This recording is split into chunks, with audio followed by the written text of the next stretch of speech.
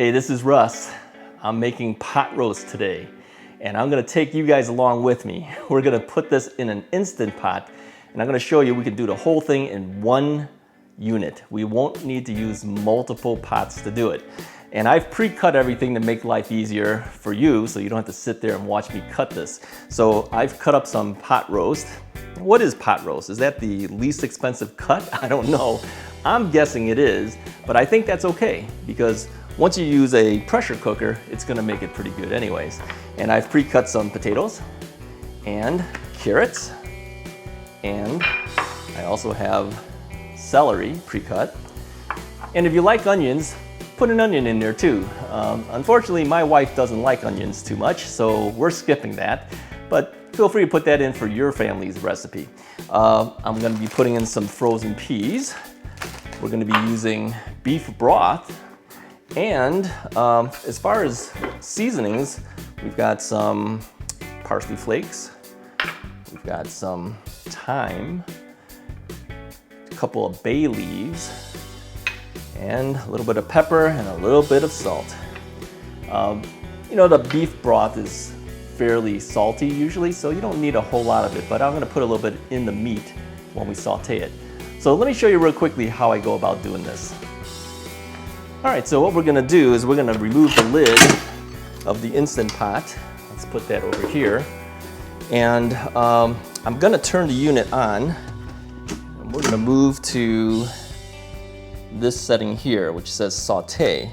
Now saute typically will give you a hot pot.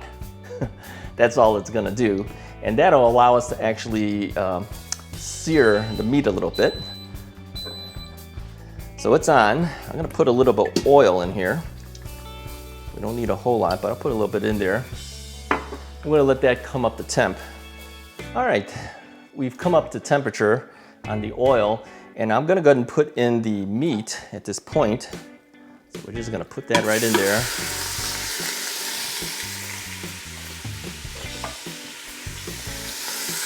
You're gonna see that we'll be able to sear this a little bit. I'll make life a little more interesting. We'll put a little bit of salt.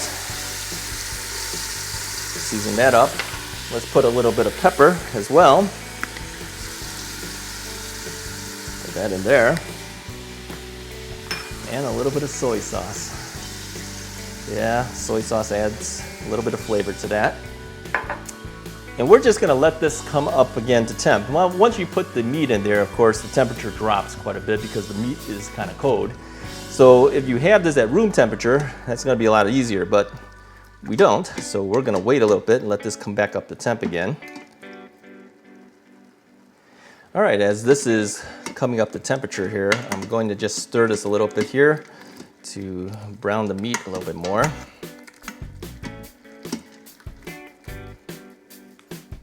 The key here is just to brown the meat. You don't need to cook this fully because it's gonna cook when it's actually steaming. We do want to get some good browning out there. I'm going to do something a little different here. The meat is getting ready at this point. It's browning out, and that's really what we want. But the potatoes, rather than just pouring the potatoes in, I'm going to put the potatoes inside some aluminum foil. And the reason for that is by the time everything is ready for this pot roast, if we put the potatoes in now, straight in, it's gonna be like mush. But if you put it in the aluminum foil, that will keep it a little bit better. I'm gonna take the aluminum foil here. And I'm just gonna put the potatoes right over here.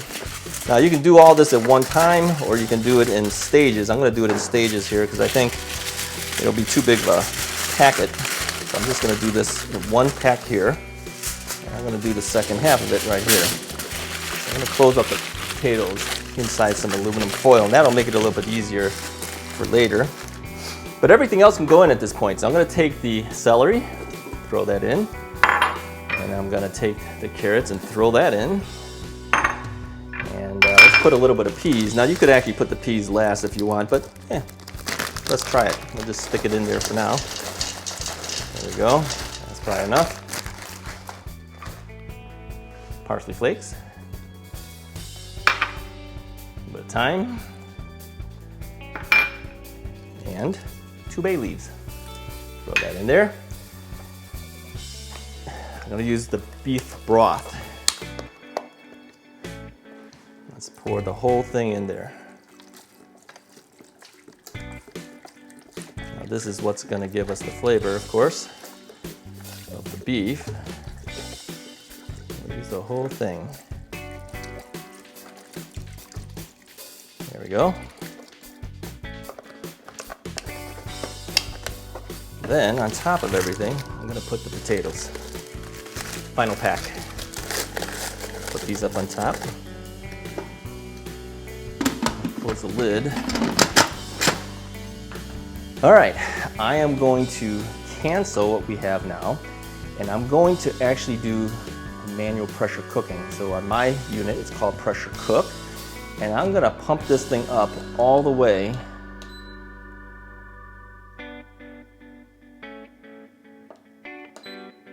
Let's pump it all the way up to about an hour. Yeah, right there, 1 hour. So if we just leave it alone at that point, this thing should automatically start cooking. And we want to make sure that this valve is set in the sealing position. We don't want this in the venting position, okay, because you want to seal it.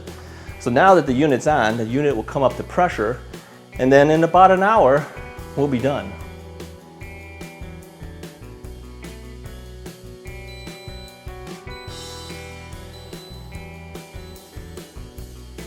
That signals that we are finished at this point with the 1 hour of cook time. Now, all we need to do is let it naturally release itself.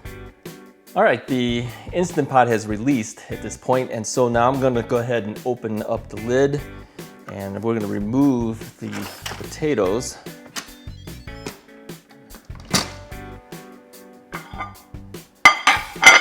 Let's take the potatoes out. We can mix the potatoes in there by just removing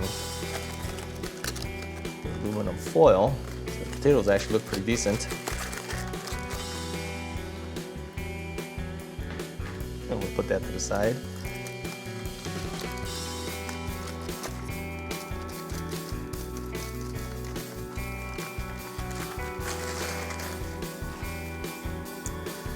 All right, to thicken this a little bit, I've prepared some cornstarch with some water, and I'm just going to pour that in right now. And we're going to mix this all up.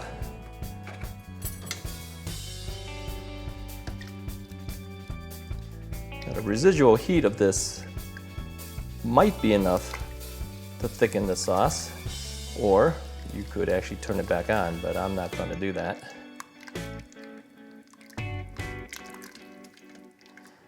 All right, I'm gonna take some of this out. This looks pretty good.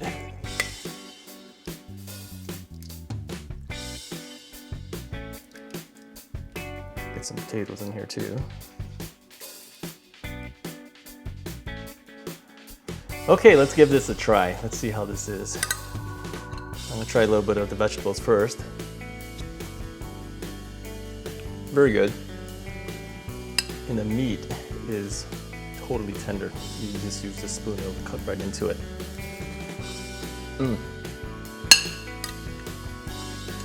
Very tender.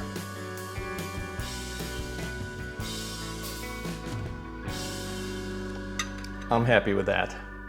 Hey, if you liked the video, hit the like button, hit the subscribe button, and definitely hit the bell icon if you like to see more stuff from me. We'll talk to you guys next time.